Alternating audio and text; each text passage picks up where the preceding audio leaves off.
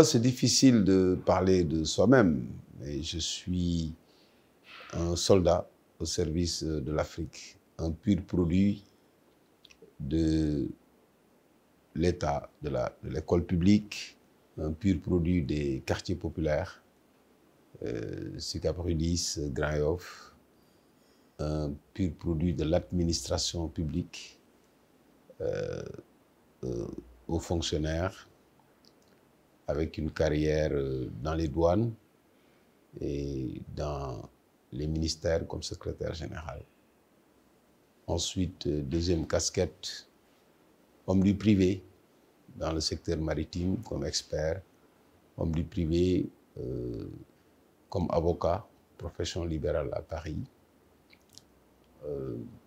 Troisième casquette, homme politique. Ensuite, consultant international, surtout en Afrique, dans les domaines de la douane, du commerce international, de la structuration du financement. Voilà Boubacar Camara.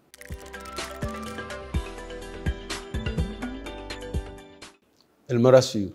Elle me rassure sur le fait que l'Afrique comprend que les compétences n'ont pas de frontières,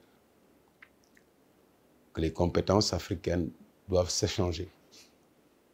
Les expériences acquises dans un pays doivent servir dans un autre pays. C'est ce que j'appelle le raccourci.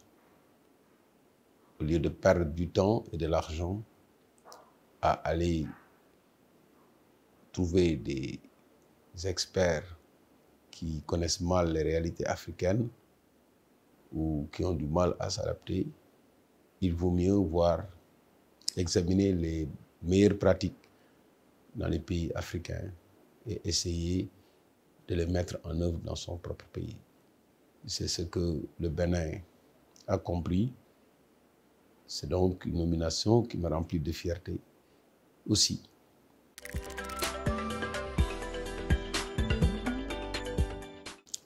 C'est une sélection qui a été faite par un cabinet qui a ciblé des compétences dans des domaines précis, la douane, l'informatique douanière, la centralisation des recettes. J'ai été sélectionné en même temps que 2 Rwandais.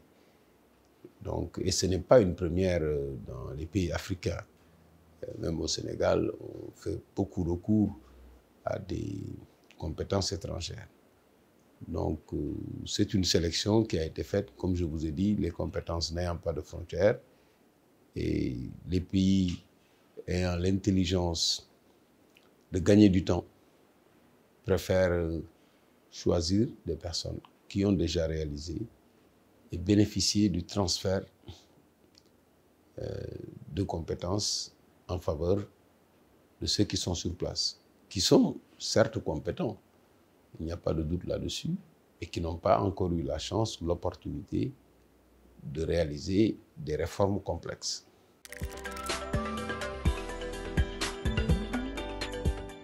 L'objectif, c'est de répondre aux attentes des clients. Le client, c'est l'État béninois, ses attentes en termes de réforme pour la collecte des recettes douanières, pour la modernisation des douanes, pour la mise en œuvre des accords signés par le Bénin. Comme vous le savez, en matière douanière, l'essentiel des règles résulte d'accords internationaux dans le cadre de l'Organisation mondiale des douanes. Et ensuite, organiser la surveillance du territoire en fonction des particularités. C'est ces objectifs-là qui sont traduits dans un plan stratégique à élaborer et suivre.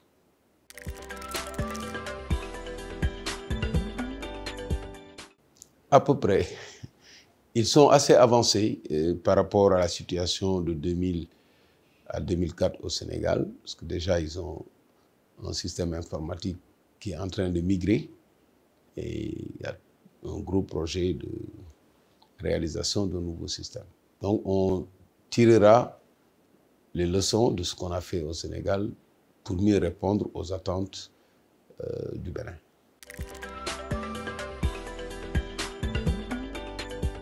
notre management est basé sur la responsabilisation et sur le résultat. Il faut absolument avoir du résultat, pas tourner à vide, pas remplir l'espace. C'est comme ça que nous manageons et ça permet de faire avancer les choses. Si l'homme est bien, l'entreprise se porte bien.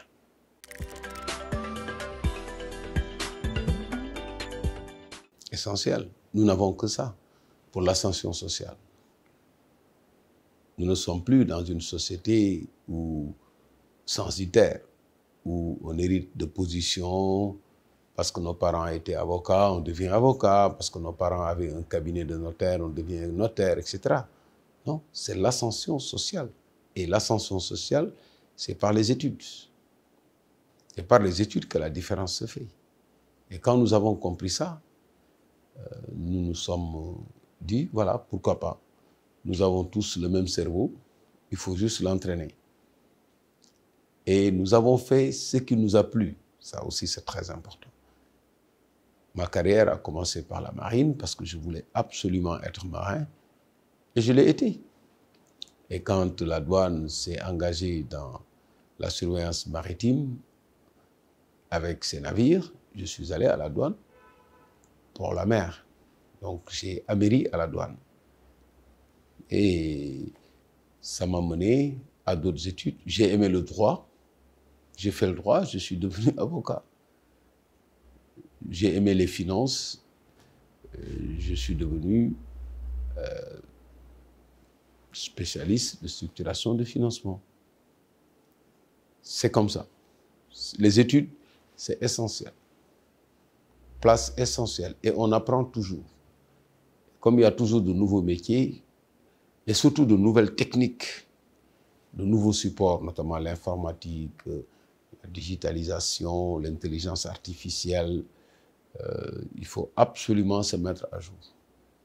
Et ça, c'est la lecture qui complète, la participation à des rencontres, les voyages, l'ouverture d'esprit. Il ne faut pas se limiter à un seul domaine, il faut être polyvalent.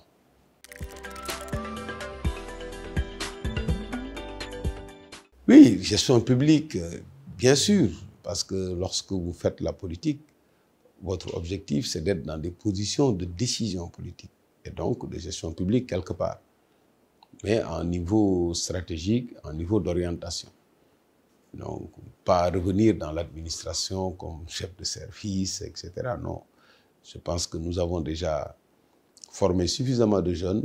Nous avons aujourd'hui, en tout cas au Sénégal, beaucoup de compétences qui sont jeunes et qui sont capables de faire avancer les choses.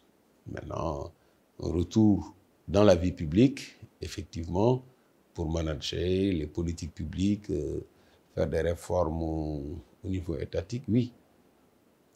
Ça, c'est notre objectif.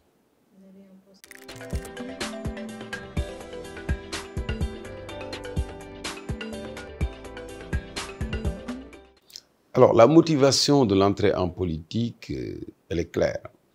Lorsqu'on a fait une analyse rétrospective de notre contribution au développement de ce pays, à des positions techniques, comme serviteur de l'État, comme agent, comme acteur du développement privé, comme chef d'entreprise, nous nous sommes rendus compte que beaucoup de choses ont été réalisées, mais également il restait énormément de choses à faire. Et qu'on avait constaté deux obstacles. Le premier obstacle, c'était que l'État était en train de devenir, à notre avis, un instrument d'enrichissement personnel pour beaucoup de personnes, beaucoup de gens. Nous n'avions pas connu ça. Nous avions connu cet esprit de service public, de volontariat, etc. Et ensuite, un instrument de règlement de compte qui a même impacté certains services sensibles comme la justice. Et une imbrication entre l'État, les forces sociales diverses et tout. Et nous avions évalué le danger que cela constitue. C'est pour ça que nous nous sommes engagés en politique en prenant une retraite anticipée de l'inspection générale d'État et en démissionnant de certains postes qui n'étaient pas compatibles avec des personnes politiquement exposées. Donc ça, c'était l'engagement. Cet engagement est encore là. Et nous l'avons fait comme nous nous sommes engagés, de façon très très forte. Le bilan que nous en faisons est qu'après 3 ans, nous avons eu vraiment raison de le faire. Nous avons eu un mouvement, nous avons participé à la présidentielle, non pas en tant que candidat parce que nous avions été recalés au parrainage, mais nous y avons participé comme superviseur d'une campagne d'un candidat. On était 3e, on a pu voir les gens, les organiser, mettre en place des structures. Aujourd'hui, je ne suis pas président d'un parti politique, je ne gère pas un parti politique, je suis président d'honneur d'un parti politique. Mais le contact avec les populations, le contact direct avec les populations de toutes sortes, l'écoute, vraiment le constat des difficultés que les gens vivent, ça a été un moment d'enrichissement extraordinaire. Donc le bilan, très positif. Un autre angle de la vie qu'on n'aurait jamais connu malgré nos diplômes, qu'on n'aurait jamais connu malgré notre expérience professionnelle. C'est pour ça que nous sommes de tous les combats.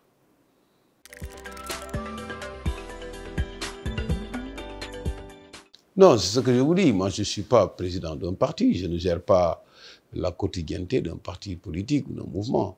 Et la politique n'est pas un métier. Ce n'est pas parce que j'ai quitté certaines fonctions pour faire la politique. J'avais gardé d'autres fonctions. J'ai mon métier de consultant. Donc, je travaille. Et pendant mes heures creuses ou des heures où je ne travaille pas, je fais de l'activité politique comme je fais de l'activité sociale. Et c'est justement ça que je veux que les jeunes comprennent, que la politique n'est pas un métier. Il faut avoir un métier, l'exercer et maintenant participer à la vie économique et sociale.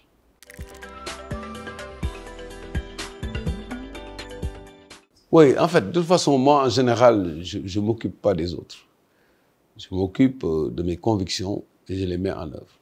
Alors, sur mon chemin, je rencontre parfois des gens avec qui je peux faire un bout de chemin, plus ou moins long. Mais je reste toujours sur mon chemin. Tant que vous n'êtes pas sur mon chemin, à la limite, je ne cherche pas à savoir ce que vous faites. Mais ma conviction, c'est que je n'ai pas le droit, avec l'expérience acquise, avec le parcours que j'ai, de rester dans mon coin sans donner l'exemple aux jeunes. Donc, je dois le faire. C'est pour ça que j'écris. J'ai des ouvrages qui sont en cours. Je discute avec les jeunes. Je leur parle. Je leur donne la motivation pour essayer de ne pas baisser les bras. Mais je suis mon chemin. Et tant que je pense que je ne me trompe pas, je fonce. Je serai candidat à tout. Tu serais toujours candidat. Parce qu'être candidat, c'est être volontaire. Et avoir une tribune pour exposer ce que vous pensez. Mais je ne cherche rien en même temps.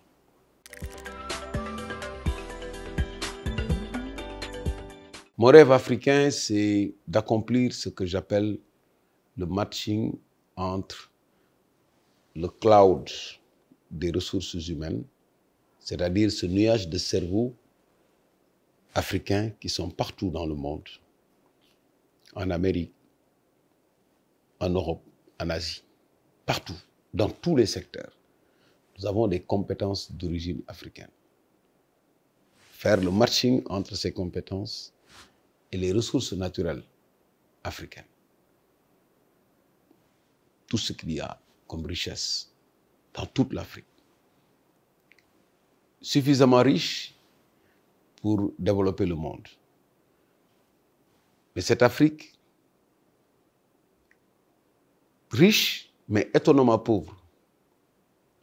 Donc mon rêve, c'est de faire le matching entre ces ressources naturelles et les ressources humaines.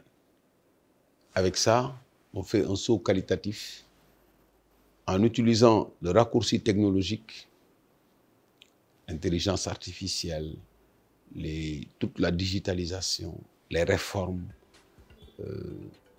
nous aurons un bond extraordinaire. Et je pense que c'est tout à fait possible.